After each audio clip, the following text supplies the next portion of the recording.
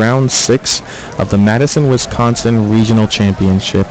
We've got quite the match for you this round with former U.S. national champion Kyle Sucevich versus Sean Foisy, who is, I believe, a top 8 competitor from last year's national championship. So both big players. Kyle is one of the best players of all time, one of the most well-known players in the game, and Sean, I think, is a little bit less well-known. I think he has a couple states wins and regionals wins under his belt. I spoke with Dustin Zimmerman about who he was a little bit earlier, and I think he has mostly not played this year a whole lot, but obviously he has top 8 of nationals. He has a couple of world invites under his belt as far as I know, and he's doing pretty well at this tournament. Both these players 5-0. Sean, we saw him on stream a few rounds ago playing the aggressive Lugia with roller skates.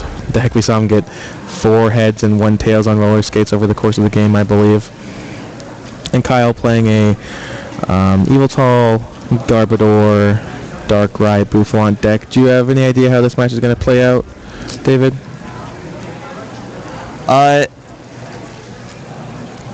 I'm not sure. I'm inclined to think that Plasma might have the upper hand, just given that Yveltal has 170 HP. Yeah, do you think that the Garbodor changes anything for... Oh, absolutely. For the matchup? I had forgotten that Kyle had a Garbodor line. That'll certainly play into it, but we've seen plenty of tool scrappers today in most decks, and so I assume that Sean will pull that out at the right time to do what he has to with Lugia. Definitely. Lugia can be a big game versus... Garbodor can be a big game versus Lugia, because pretty much how it works is all based on abilities. Overflow is an ability. Helix Force is the attack. I don't know the ability on Deoxys, but even things like Snorlax are all based on abilities which Garbodor can completely shut down. And we see an N from Sean. We do not see the ability to attack with Lugia this turn, I don't believe. We're going to see a Plasma Energy attachment from the hand there. And we do see that Tool Scrapper from Sean, so that should be pretty big. He's going to go ahead and ship the turn back to Kyle. Burbank City Gym is the top deck for Kyle. There's a Float Stone on the Trubbish. Buffon. And Kyle, with no supporter, is forced to just Evil Ball for 112, it looks like.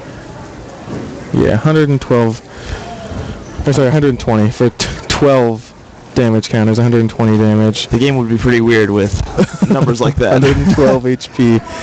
And there's a Pokemon catcher. All apologies for the shakiness of the video, but it gets heads and it's going to aim down at Trubbish. And there's a Thundurus on the bench from Sean. Trubbish going to get knocked out for 2 prizes. That'll put Sean in a good position. Yeah, especially with Kyle just pretty much drawing dead. I mean, it's only been 1 turn. Kyle could pull something out, but the good thing for Kyle here is that he has the ability to immediately respond with Yveltal. So if he can get the knockout on this Lugia, he'll force Sean into a pretty tough position here. Hopefully Sean definitely wants to get another Lugia set up, or another attacker in general. He wants to see as an Ultra Ball in his hand. I don't see a Colorless Machine though, but those are the cards that he's looking for. Certainly he's just looking for something but doesn't have it. I'm just going to take his 2 prizes there. Kyle promotes Yveltal EX. A random receiver hits a Colress. And there's a Dark Energy. And there's the Colress going to go ahead and get 4 cards. Not the best Colress in the world, and that's pretty unfortunate for Kyle to hit that off of his random receiver. Colress can be so good when both players have full benches. But times like these just hurts sometimes. Definitely. And and this Kyle does draw the N. So if Kyle can get the knockout here, if Kyle chooses to get the knockout here, it is going to the N is going to grant him 4 cards. but certainly seen better ends in our lifetime. There's a Thundurus with a Prism on it. And if Sean can get use that Ultra Ball to get a Lugia and attach a DCE to a Lugia off of Raiden Knuckle, he'll have that Lugia almost completely set up. I guess he has a DC in hand. I guess DC in hand as well as the Collar Machine. So he's deciding what to discard here. Goes for a Shadow Triad and a Switch.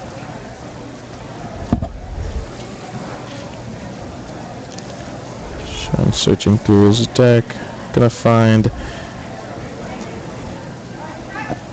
go ahead and find a Deoxys. It looks like, he can actually, he'll need a little bit more. It's only 2 Deoxys on board, but he can theoretically knock out this Yveltal. Currently doing 100 damage after weakness. Sean doing some math in his head. He'll still need all 4 Deoxys on the bench. Am I wrong? Yeah. No, I think you're right. And there's the end. So definitely, I think if I'm Sean there, I usually just want to take the Lugia and go ahead and just set up the knockout. You start to get that plan rolling, but Sean obviously has some different plans here. Yeah, I could see him very well just setting up with Deoxys to Helix Force. Definitely. And so we're going to see 4 cards for Sean. Doesn't get much. We see a bunch of energy and a Colress in his hand.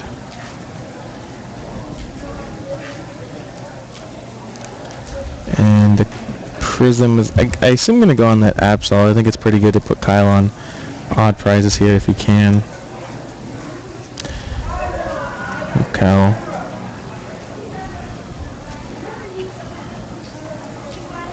Okay, I was confused about where the energy went for a second. Didn't see it. Disappeared. Kyle, yeah.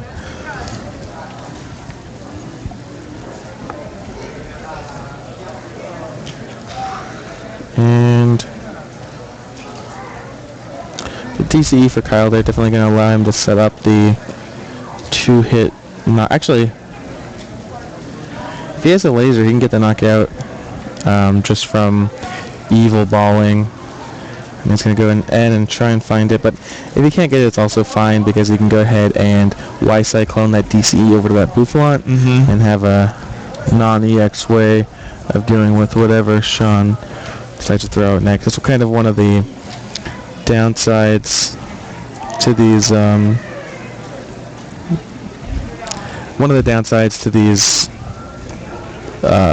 heavy Lugia decks is that if you knock out one of their Lugias, they can get pretty far behind while they're up on prizes, though.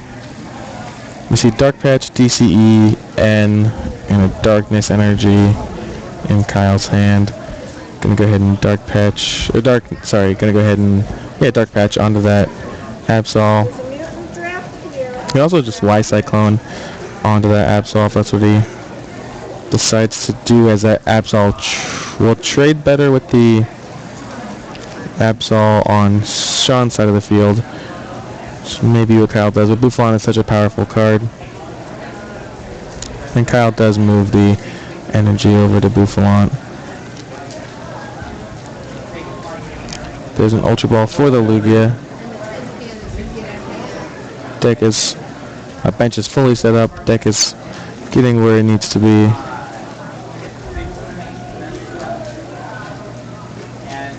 There's a bicycle, and there's the roller skates. The first play of roller skates, and it's a Tails. And there's a bicycle for 2. Gonna hit the Collar Machine, gonna really help Sean start to get somewhere. He already has the plasma attached now, so if he chooses to raid Knuckle, there's another bicycle. Oh my gosh, he's just all about exercise equipment. All about that transportation. Sean drawing another 2 cards, I believe.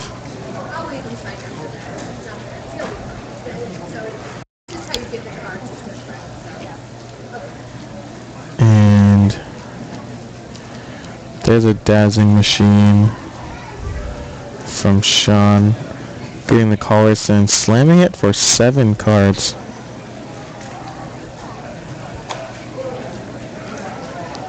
I would have thought that he had enough cards. Nope, you can never have enough.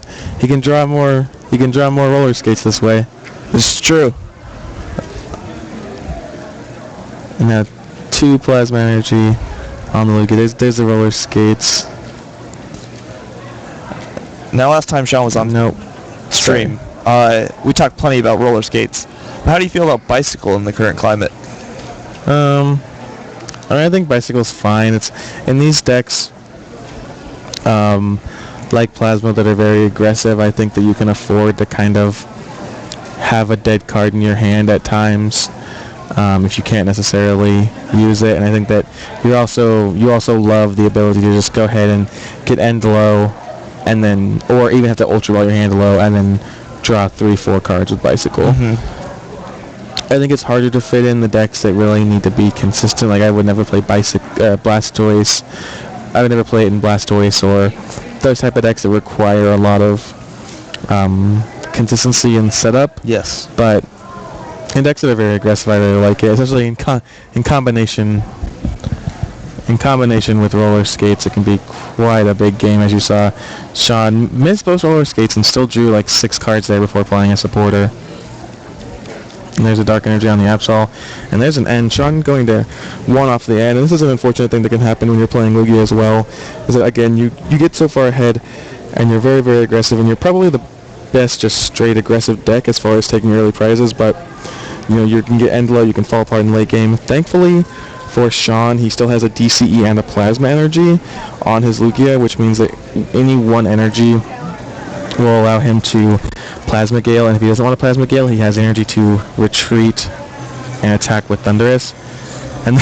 And he drew the Prism, and that's going to be the knockout on Kyle's Bouffalant for the game. Sean Foisy is now 1 game up over Kyle Sucevich.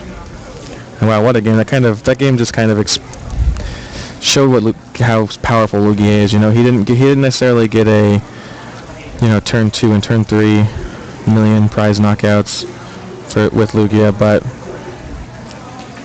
he got enough.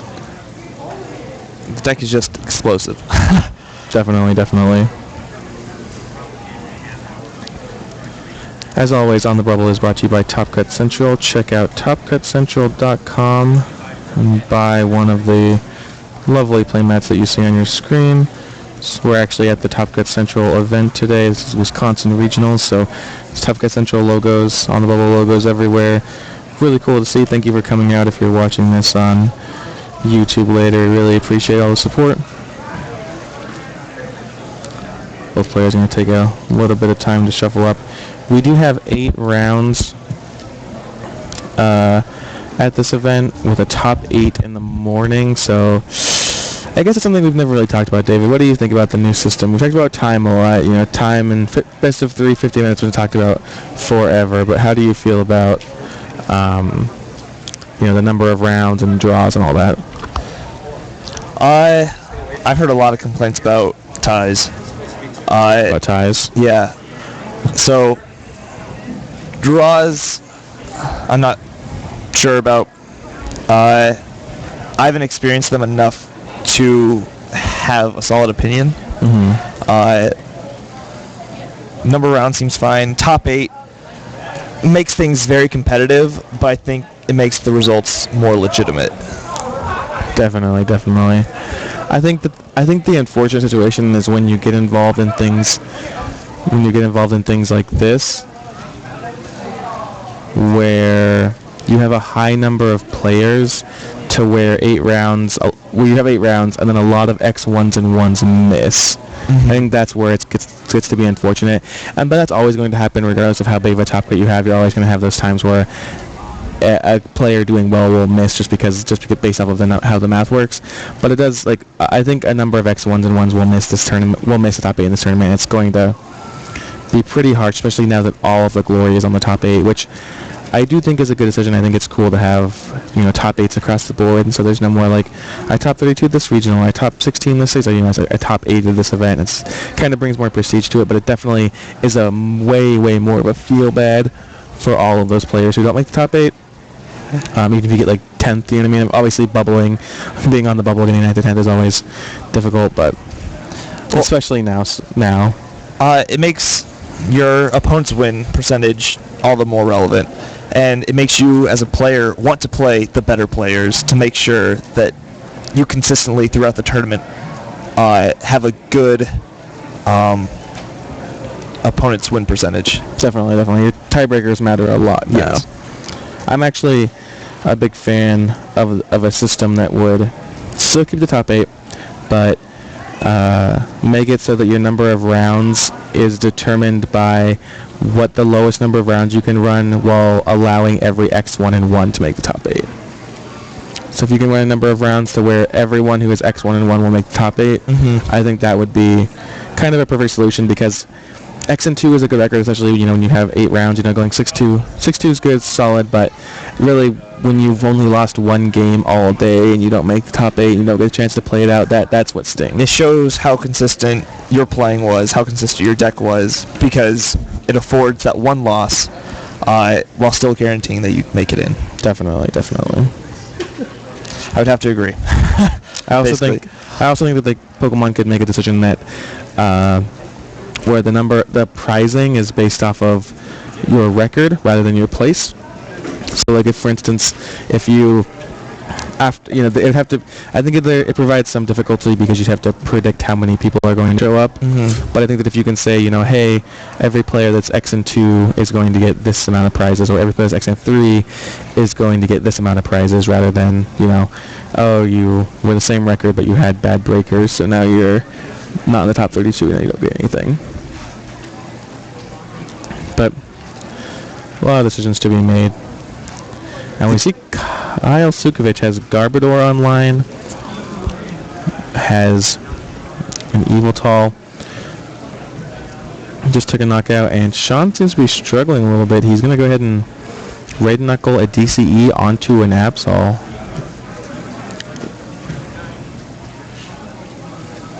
And then the second Garbodor. Second Garbotoxin is not active, but very, very redundant anyway. You sure? It'll turn off the other one. I'm kidding. And there's a Hypnotoxic Laser from Kyle. And Kyle actually is going to get a knockout here. Removing all energy off the field. Yeah, removing all the energy off the field with that Enhanced Hammer as well as this knockout. And he also gets the knockout while having that Yveltal on the bench with a single energy. Single energy obviously not really super built up or anything, but it's definitely goes to show the power of Yveltal here, as he can kind of afford to play risky, get this one knocked out as long as Sean can draw the proper cards, but have that other one fully built up. It even has a muscle band, I believe, attached to it as well. And Sean's going to go to 6 off of a Colorist, since Kyle's going to have a stacked hand. Can't quite see what's in it, but and here is definitely a good sign for Kyle. And there's 6 cards for Sean Foisy. I see a Plasma Ball, I see a Deoxys. Not sure if I saw any way to accelerate energy. Couldn't quite tell. Sean doing a little bit of reviewing of his hand.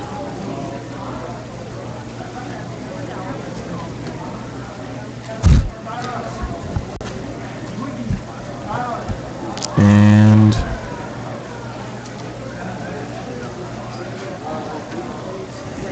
goes ahead, takes a Thundurus. I think you kind of have to take Thundurus in that spot because you just need to start getting things built up. Sean wishes he could play the Colorist now, of course, for a lot more cards, but he should be okay. We see a Dowsing Machine as well. So there's the 4th Deoxys. Oh, wow. The bench rich with Deoxys, an embarrassment of Deoxys EX for Sean. And we see roller skates in his hand. Will he play it? Oh, we can't see the result, but it was a Tails. I think that evens things out here. I think that's 4-4 over the course of streamed matches for Sean on roller skates. So I guess that kind of evens up the playing field a little bit for him. Is it still worth it? Roller Skate's a very high-risk, high-reward card. And it's obviously rewarded Sean more than it typically would here, as he is 5-0. Oh, hey, bud. Yeah.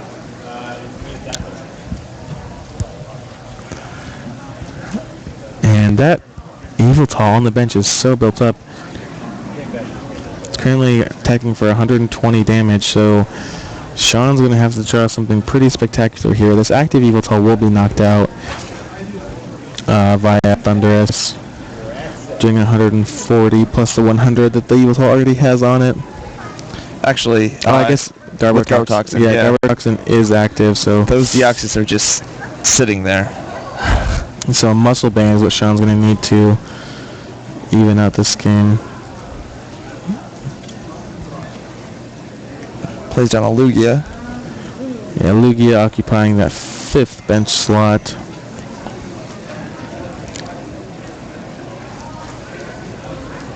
And there's the Colorless Machine.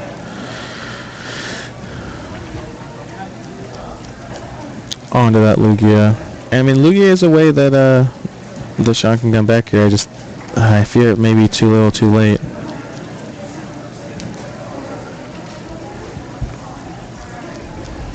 There's a bike for 1. I think the draw, if that was a switch, we see switch Colorless Machine, which is just played, and 2 other cards in his hand. Can't quite tell which. And he concedes. Yep, Sean just, sorry, I was a little confused there. Sean goes ahead and concedes. No real outs to what Kyle had going on with that huge Yveltal. And I think that's really the first time in this tournament that we've seen that Yveltal really work like it's supposed to.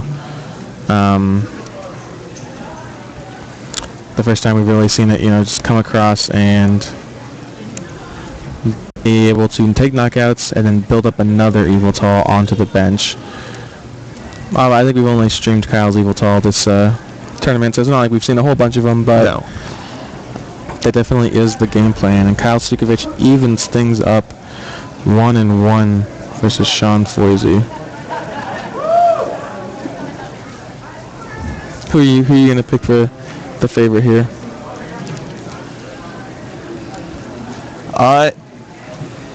I mean, I'm still convinced that Plasma's the play.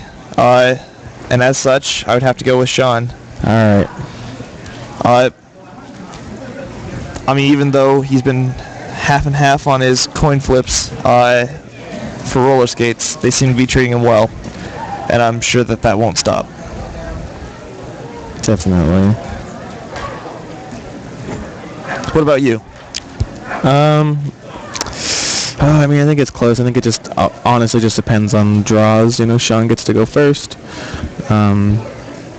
here, and I think the opening turns are really what's going to decide it. We saw Kyle just, I wouldn't say dominate through the whole game, but Kyle was in control through most of that game via the advantage he had in the early game, and Kyle especially too, Sean especially too. If Sean's going to win this game, I think he's going to just take a lot of control early. And a Deoxys start for Sean. Roller skate right off the bat. Tails. That's unfortunate.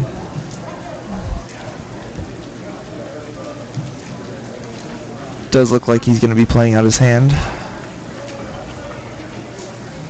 Yep, there's the Juniper.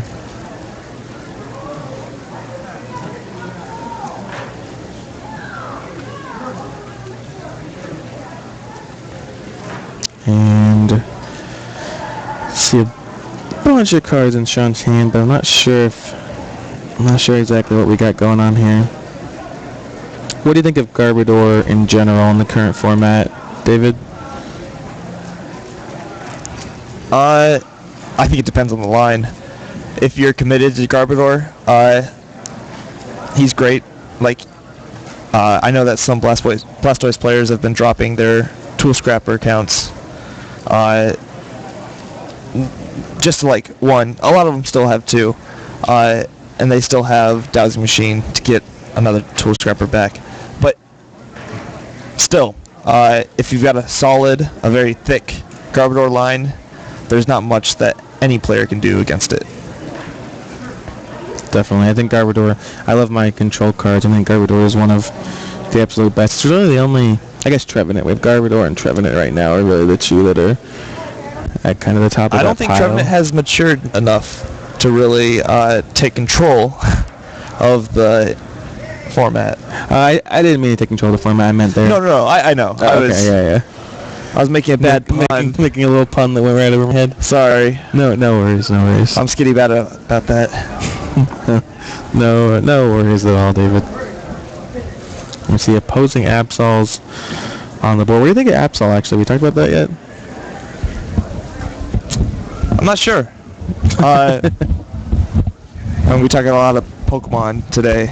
We have. Are you a big like if you were running the Yveltal deck, would you run the Absol or no?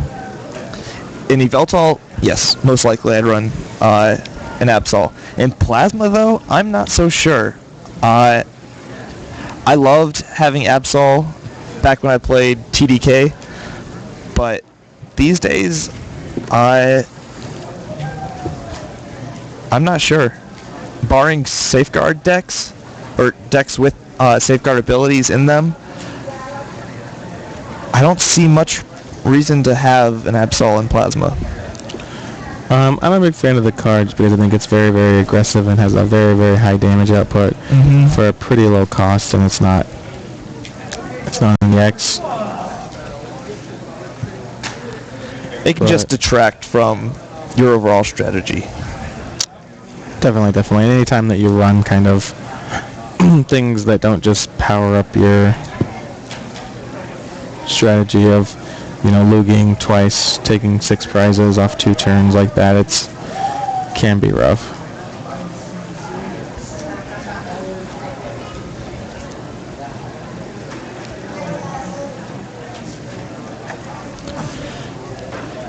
And so both of these players are sitting at 5-0. Whoever wins here should be a lock for the top 8. Whoever loses should have a pretty good chance of making it as well. If you go to 5-1, you can definitely win out at 6-1-1. So should be okay, but either way, whoever wins here will be definitely in an insane position. Just can draw twice into the top 8. Can even lose twice into the top 8, most likely.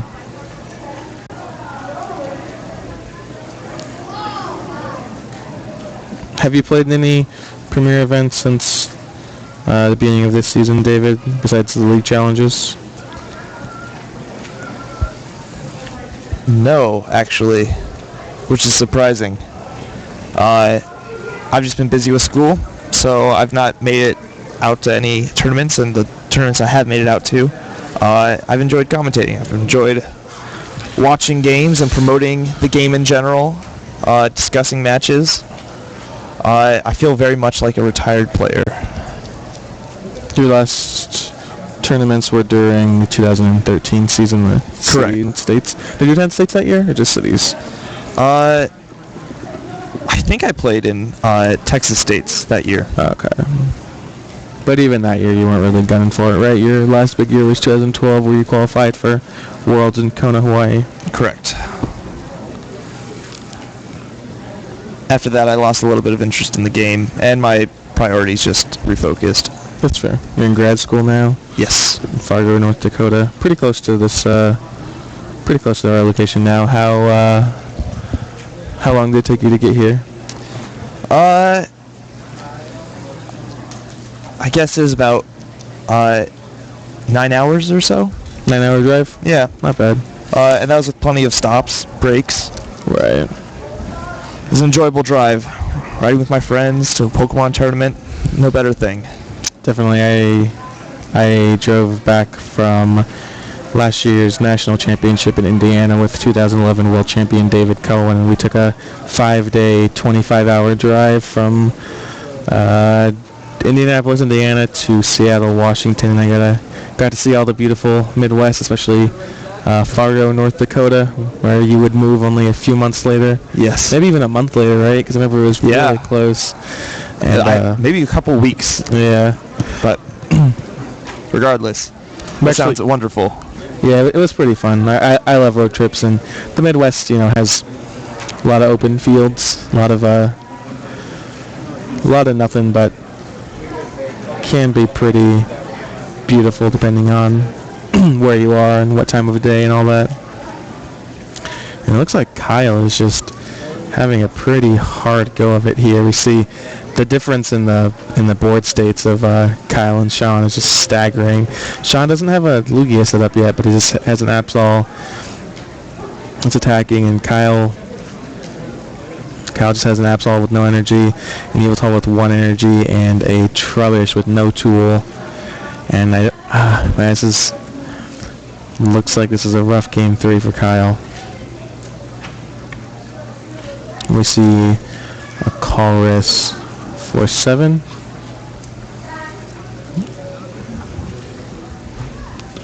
So tell us more about the Empoleon list you brewed up for your casual tournaments, David. While playing Fargo, the meta, it shifts frequently, and there are some solid players, and I just tend to think that in a versatile, flexible Empoleon list, I can take on most decks in that meta. So I run a lot of tech cards, couple different splits of tools, like I think 2 plasma, or 2 silver mirror, a bangle, a muscle band, or 2 muscle bands. In this last tournament, I threw in a 101 Dusknoir line, which ended up really taking control of the tournament. Definitely. Empoleon has ran Dusknoir ever since Empoleon was a deck, basically. It's allowing you to, you're not really one-hitting a lot of things, but you're spreading a lot of damage around, and being able to manipulate that with a non-EX is great. Did the presence of Lugia popping up more and more ever turn you off of that deck at all? When Yeti initially shot up in popularity, yes. I was very disenchanted with Empoleon by that point. But I kept going. Plasma kind of, as with any deck, like you become accustomed to the matchup. You learn things that you can do and what you shouldn't do. And in general, you learn how to play against it. That in tandem with a decreasing popularity of that particular deck in Fargo led to me playing Empoleon again. Fair enough. So it's all contingent upon the meta.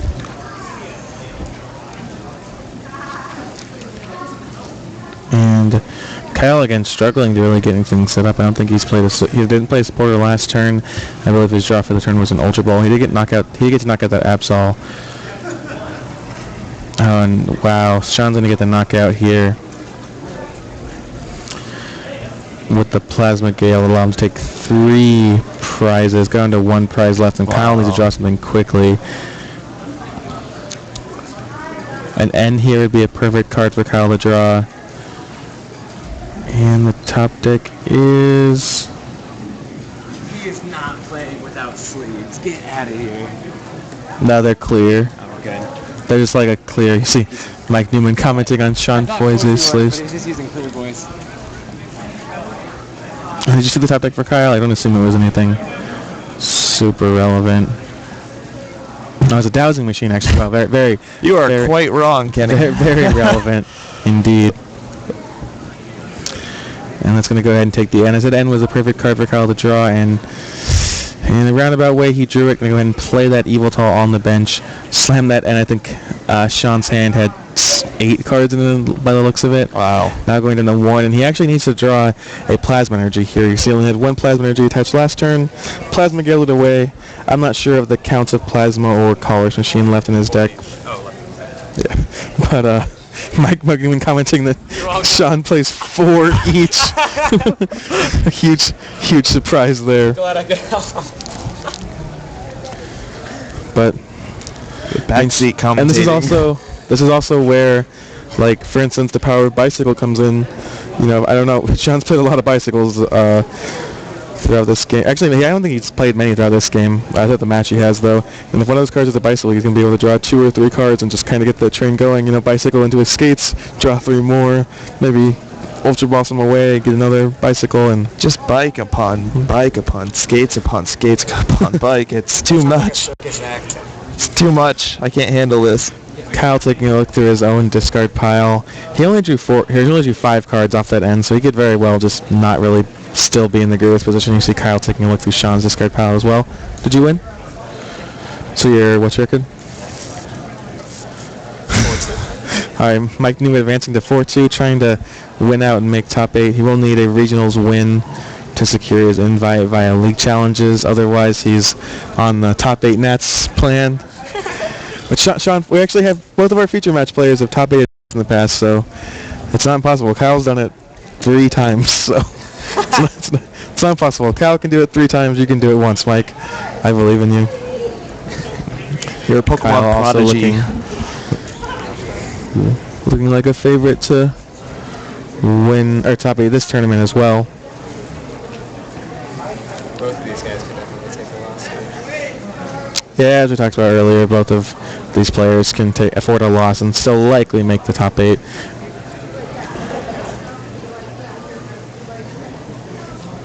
And Lugia and Thundurus are the cards in Sean's hand. We know that Kyle has a Juniper. Just going to go ahead and slam it, and this is the point where Kyle can make a comeback. You know, End Stone 1 can hurt. Sean has actually just 2 dead cards in his hand, and we see a DC and a Dark Patch are drawn for Kyle. He's still gonna kind of need a lot here to get going. I don't think Sean's played a Tool Scrapper yet, but we do know he plays some amount in his deck. Professor's Letter finding 2 Darks for Kyle. I assume those are going to be Ultra Ball away. Have we seen the Darkrai from Kyle? Was that one like the first round we streamed him, yes. Right? Yeah, because but not these matches. Yeah, he didn't even games. play. I assume he just runs 1.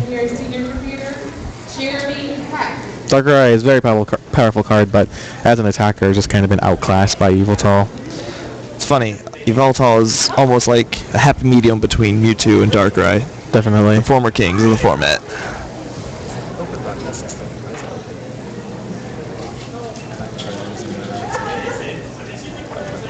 I can close it.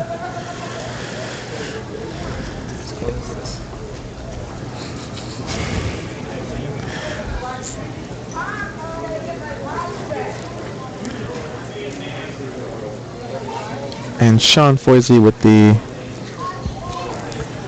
Thundurus EX active. Gonna let him power up that Lugia again.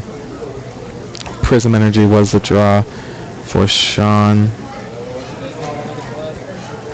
Choosing to Raid Knuckle onto that Thundurus EX. Yveltal is weak to Thundurus. Even with Raid Knuckle turned off, this is very powerful, especially because now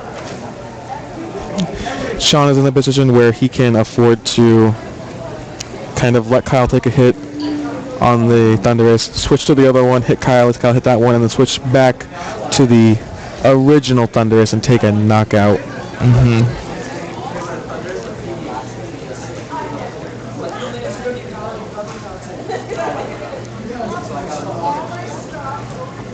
And there's the laser.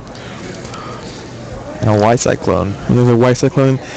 As I said, that's definitely Sean's plan at this point, unless he draws. Editing dicks into like my head. But unless he draws something, that's definitely Sean's plan. But Oh, we better fix it, huh, Harrison? No, but why is it so bad? Like, that's no, there's no way it's... What the hell is that thing? You disgusting bastard. That's not the same thing. That's my jeans. and we see an N. Sean drawing an N, having to end himself down to 1 card.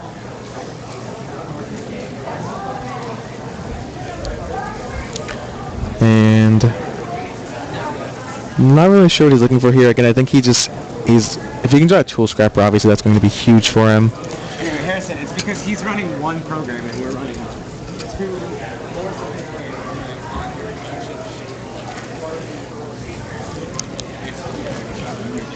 And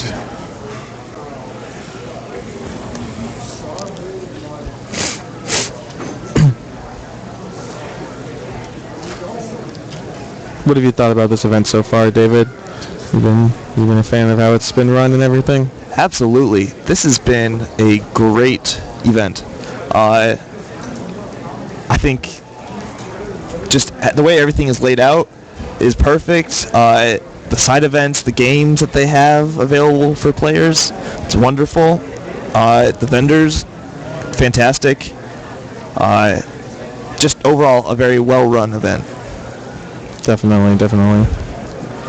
And, you know, the card game has been all right, too. See a muscle band on the Yveltal EX for Kyle. And there's the laser. Putting Sean's active Thunderous EX to sleep. See a Floatstone. I assume that's going on that Sableye, and a Bicycle in Kyle's hand as well. And it's Kyle's turn to play with the exercise equipment. Draws an Enhanced Hammer. That's going to be pretty big for Kyle, actually. Very much so. What's that? It'll be very much, big. Very big. Do you remember when Enhanced Hammer was called Lost Remover, and it sent your opponent's special energies to the Lost Zone? Yes, I did. If that were the case now, Thunderous would be out of luck. Yeah, the card would be much better versus Plasma if it sent the energy to the Lost Zone rather than the discard pile. But even still, it's gonna set Sean pretty far behind. And there's a Colress for 8 for Kyle. You know, I really wish they'd utilized the Lost Zone mechanic a lot better, a lot more in general, because it was interesting. Yeah, I feel like it's something that could have really been used for the entirety of the game's history, you know what I mean? I feel like, or at least the game's future, you know, it could have been used the entire time instead of just kind of used for a few sets and gone away. And even for a lot of that, like, back then, Lost Zoning the energy with a Lost Remover wasn't all that much better than discarding it, you know what I mean? Like, the only real mechanic that used the Lost Zone was Mew Prime. Yeah. Which didn't even really use it for, I don't really think, the intended purpose, you know what I mean? Mew Prime just used it in other decks. It wasn't really a gimmick based around the Lost Zone like a Gengar Prime deck might have been. Yeah. I mean, even Lost World, which was set up to be like the scariest card in the game, Right. was just a card that fell flat on its face when it finally came out. Yeah, exactly.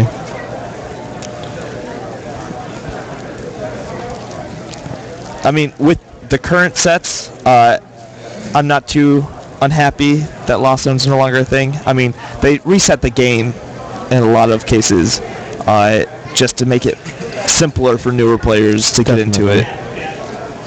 And there's a knockout, a huge knockout from Kyle, going down to 3 prizes now. And ever since that end of 1, we saw Sean's just been in a really rough spot. Promoting that Thunderous.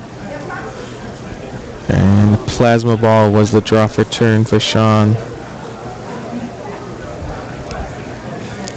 Looks like it's just going to get a Deoxys, but a Deoxys of desperation for sure.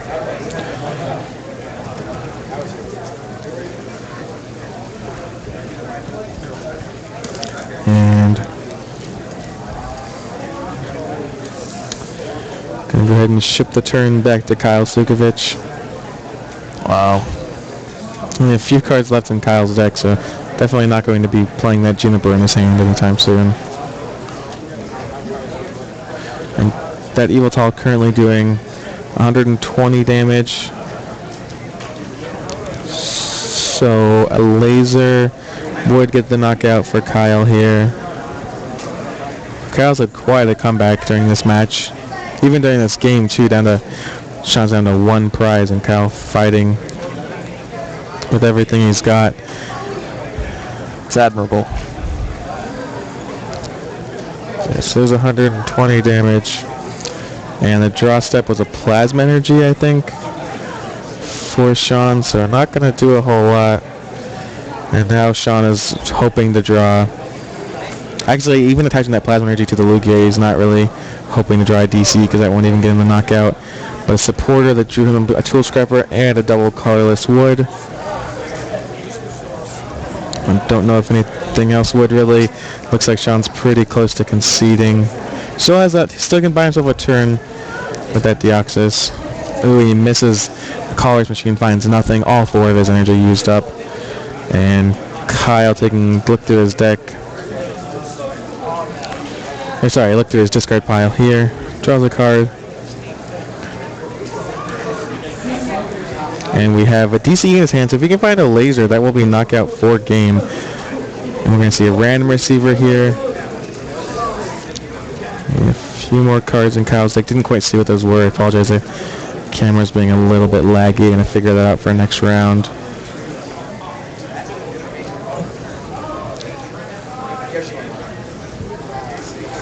But either way, I'm not sure.